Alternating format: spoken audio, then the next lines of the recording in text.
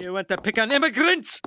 Then pick on Willie! Willie, please. The children want to pick on someone their own size. Welcome to Watch Mojo, and today we're counting down our picks for the top 10 times The Simpsons tackled serious issues. The King of England could just walk in here anytime he wants and start shoving you around. You want that? Huh? Do you? For this list, we'll be looking at the best examples of The Simpsons addressing serious issues on this otherwise comedic show. What's your favorite serious Simpsons episode? Let us know in the comments. Number 10, overmedication.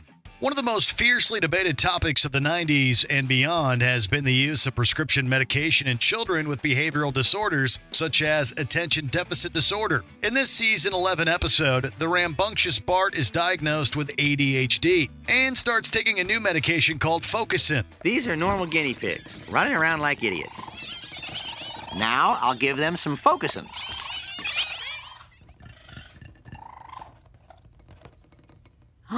That's amazing! Though it initially helps Bart concentrate, Focusin's side effects soon become known. How bad are they? Bart becomes racked with paranoia and ends up stealing a tank due to fears of being spied on by Major League Baseball. Major League Baseball? I told you they were monitoring my activities.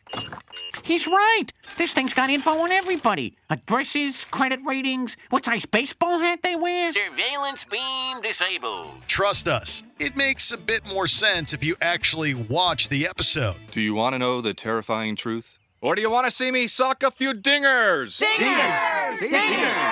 Number 9, political corruption.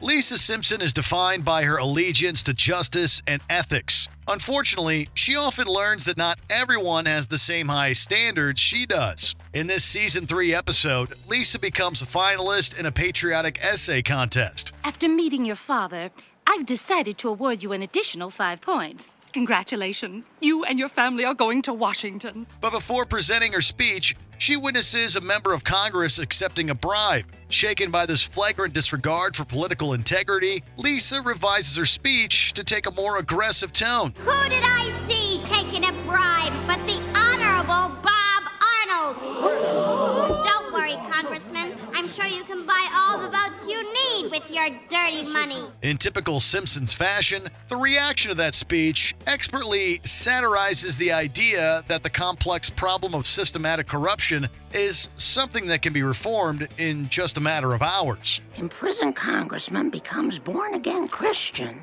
I can't believe it. The system works. Number 8, declining bee populations. The perfect antagonist for the idealistic Lisa is Mr. Burns, the greedy owner of the nuclear power plant who will stop at nothing to get his way. That's it, man. Pave and tar the way God intended. In this Season 20 episode, Lisa's efforts to save Springfield's declining bee population are hindered by Burns' construction of a new sports arena. There's only one place in town where the bees can survive, and Mr. Burns wants to tear it down. While this might be a plot on a fictional cartoon, declining bee populations is an environmental issue with consequences that affect us directly by threatening our overall food supply, for example. The bees are dying, and not just here, all over the world, from Glasgow, Clare to Edinburgh. And no one knows why. Hopefully, this episode helped to educate viewers about this crucial issue, along with making them laugh. Number 7, same-sex marriage. In the 2000s, the legalization of same-sex marriage was widely debated. The Simpsons got in on the controversy with this Season 16 episode in which Springfield legalizes gay marriage. Then it's settled. We'll legalize gay money. Gay marriage. Always looking for a way to make a quick buck, Homer becomes a minister via the internet and ends up officiating all kinds of unions. Okay, what's next? Adam and Steve or Madam and Eve? Homie, you married every gay couple in town. It also includes a revelation that Marge's sister Patty is a lesbian. News that the Simpsons matriarch initially has a difficult time accepting. However, her love for her sister wins out. Marge, thank you for accepting me for who I am. Well, I've learned a lesson. Just because you're a lesbian, it doesn't make you less of a being. Many conservative groups lambasted this episode for its pro-gay marriage stance, but gay rights organizations such as GLAAD praised it for promoting tolerance and equality. Number 6, an absent parent. For years, one of the unaddressed mysteries of The Simpsons was what happened to Homer's mother. We finally got an answer in Season 7's Mother Simpson, where she returns after decades of being on the run from the law. I'm so sorry I misjudged you, Mom. You had to leave to protect your family. As Mona Simpson, guest actress Glenn Close delivers a beautiful and warm performance that shows how much love she has for her son. This time I'm awake for your goodbye. Oh, Homer. Remember, whatever happens, you have a mother, and she's truly proud of you. We also get to see a more sensitive side of Homer and better understand how his mother's absence affected him. I guess I was just a horrible son and no mother would want me. Oh, homie, come on, you're a sweet, kind, loving man. I'm sure you were a wonderful son. Then why did she leave me? The Simpsons may be a comedy, but it's also great at making us tear up. Number 5, depression. The Simpsons first delved into serious issues way back in its first season. In the show's 3rd episode, Homer loses his job at the nuclear power plant. All right, who's responsible for this? I might have known it was you, Simpson. But sir, I don't want to hear about it, Simpson. You're fired. This leads to a deep depression, which culminates in Homer tying himself to a boulder and heading to a bridge. However, he has a change of heart and ends up becoming a safety advocate. Eventually, he returns to the power plant where he's promoted to safety inspector, a position he still holds. I want you to be in charge of safety here at the plant. It's strange to think of the typically reckless Homer having any interest in safety now, but this episode is still a great example of how willing The Simpsons is to take chances and tackle subject matter like depression that other sitcoms might shy away from. Dear family, I am an utter failure, and you'll be better off without me. Number 4, electioneering.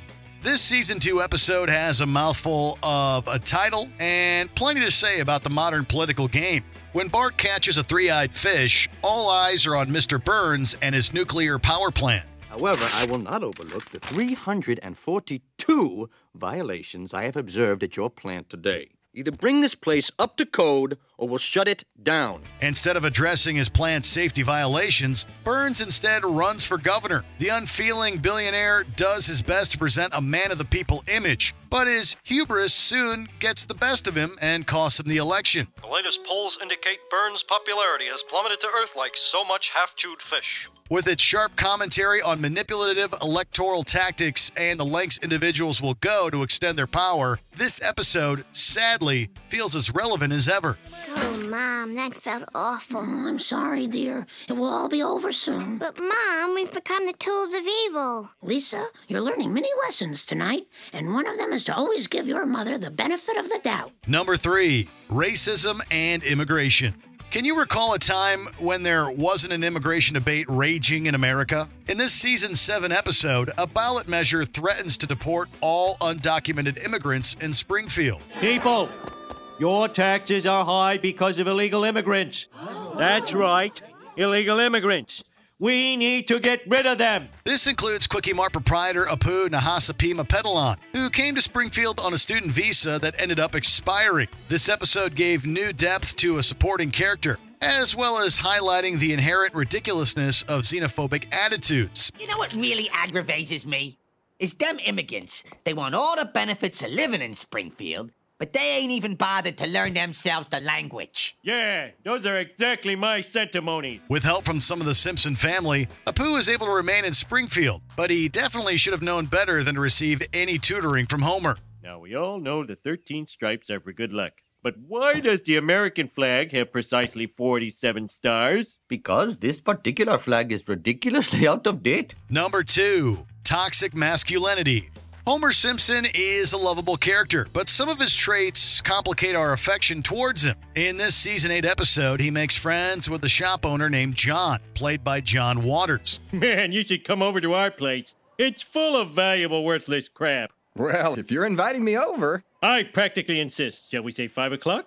The snacking hour? My heart is palpitating. Woohoo! Everything seems to be going great. That is, until Marge breaks the news that Homer's new friend is gay. Horrified by this, Homer goes on a delusional quest to ensure Bart's masculinity isn't compromised. Hey, he's right, Homer. After the boy bags a deer, all the diet sodas in the world won't turn him back. then you just sit back and watch the grandkids roll in. This episode makes it clear that Homer and his regressive thinking are in the wrong. It takes some physical pain for him to start to see the light, but progress comes in many forms. Well, Homer, I won your respect, and all I had to do was save your life. Now, if every gay man could just do the same, you'd be set. Amen to that. Before we unveil our top pick, here are a few honorable mentions. Alcoholism. Homer gives up beer for a month. Starting tomorrow, no beer for a month. What was that noise? I was saying, psst, I love you. Our relationship with family pets. Santa's little helper needs a life-saving operation. I'm afraid that your dog has a twisted stomach. He needs an operation to correct it, or he'll die. Sexism. Lisa crusades against sexist stereotypes. That they can never be anything more than vacuous ninnies whose only goal is to look pretty, land a rich husband, and spend all day on the phone with their equally vacuous friends talking about how damn terrific it is to look pretty and have a rich husband. Just what I was gonna say. Fracking. The Simpsons tackle this controversial issue. It's fracking time. Vegetarianism. Lisa gives up meat. It's bad enough they're all eating meat. They don't have to rub it in my face. Ah! Before we continue, be sure to subscribe to our channel and ring the bell to get notified about our latest videos. You have the option to be notified for occasional videos or all of them. If you're on your phone, make sure you go into your settings and switch on notifications. Number 1. Responsible gun ownership. When people talk about the need for gun control, they usually mean keeping them out of the hands of people like Homer. We've got to run a background check. 5 days, but I'm mad now. Yeah. I'd kill you if I had my gun. Yeah, well, you don't. In this Season 9 episode, a soccer riot leads to Homer purchasing a revolver and becoming a total threat to his family's safety. His irresponsibility leads to Marge and the kids temporarily leaving and also horrifies his fellow NRA members. I've never seen such recklessness. You might have hurt someone. Are you some kind of moron? Yeah, but... Hey, Yutz, guns aren't toys. This episode's stance is less anti-gun and more anti-irresponsible gun ownership. Whatever your thoughts are on the gun debate, we can hopefully agree that Homer should never be allowed to own any firearm. This gun cost me everything. My wife, my kids, everything but my precious, precious gun.